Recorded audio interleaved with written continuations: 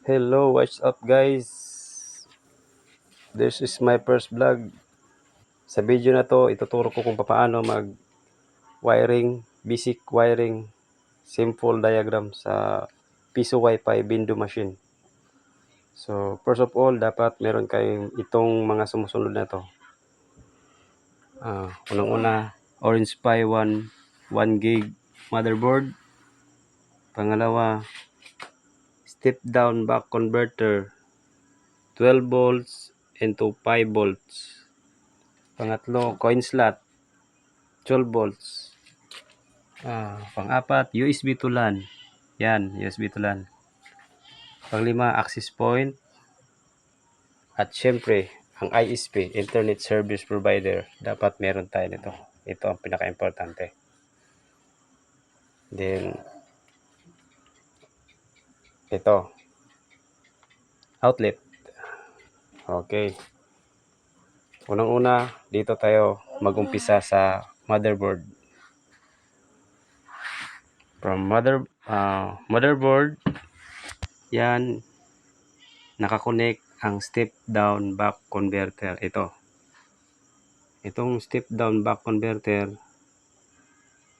kailangan ni motherboard ng 5 volts para siya mapa-on, mapagana nyo. So from step down back converter, from here, salpak mo dito, tapos to power supply, tapos dyan, salpak mo dyan. Ito 12 volts to, tapos i-convert ni step down back converter ng 5 volts para mapa-on si motherboard. Yan. Tapos ito naman si coin slot. Yan. May tatlong wire yan. Actually, 4 sila. Tapos pinutol yan ang isa, yung gray. Kasi hindi naman siya gagamitin. Sa video na to, pinutol ko na lang. Yung tatlo lang ang gagamitin natin. So, unang-una itong red. Ito yan. Papunta yan dito sa step down back converter. Sa right side. Ito. 12 volts yan. Itong dalawang blue na to, nakascrew. Ang output niyan is 12 volts. So yan, yung red. Tapos ito namang black ni coin slot wire, papunta naman siya sa tabi ni red. Yan. Which is negative. Ito positive, yan negative.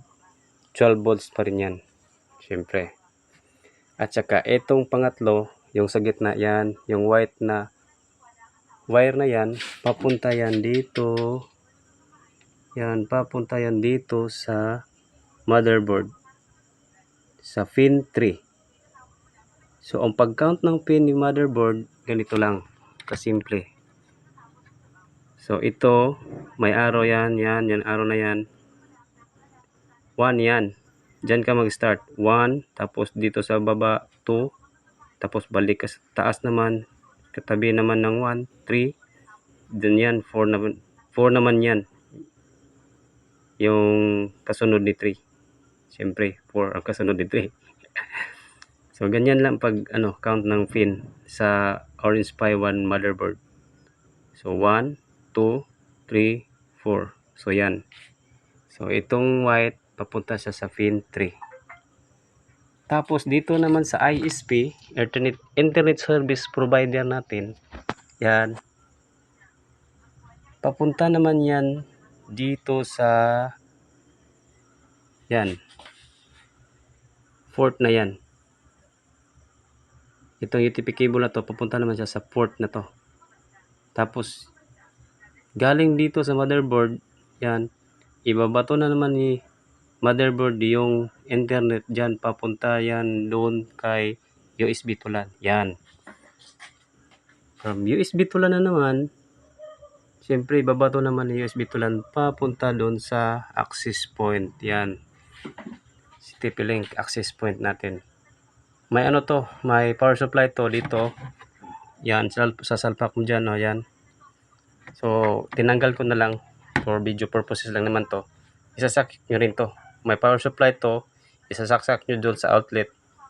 para gumana din tong access point na to. So this video hindi ko isinama yung yung power supply niya. Dali naman yun. Tapos yun na yun. From step down to motherboard, from coin slot to motherboard and to step down.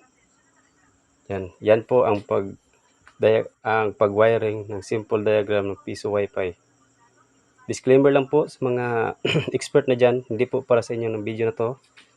Ito po ay para po sa mga gustong mag-umpisa kung paano maggawa ng sariling piso Wi-Fi bindu machine nila. Ganito lang yan. O, yan lang yan. Ganito yan. Ganyan lang kasimple ang pag-wiring ng bindu machine. Yan, sasalpak natin to dito. Try natin. So yun, gumana na. Step down, gumana. Coin slot, motherboard, gumana. At saka itong hindi gumana kasi walang power supply to. Dapat may power supply pa to, pero sa video na to kinuha ko na lang yung power supply niya. So yan lang guys. Susunod na video, abangan nyo kung paano tayo mag-login sa portal ng piso Wi-Fi. Ang gagamitin natin is one click system piso Wi-Fi. So yan lang po. Maraming salamat. See you in the next video.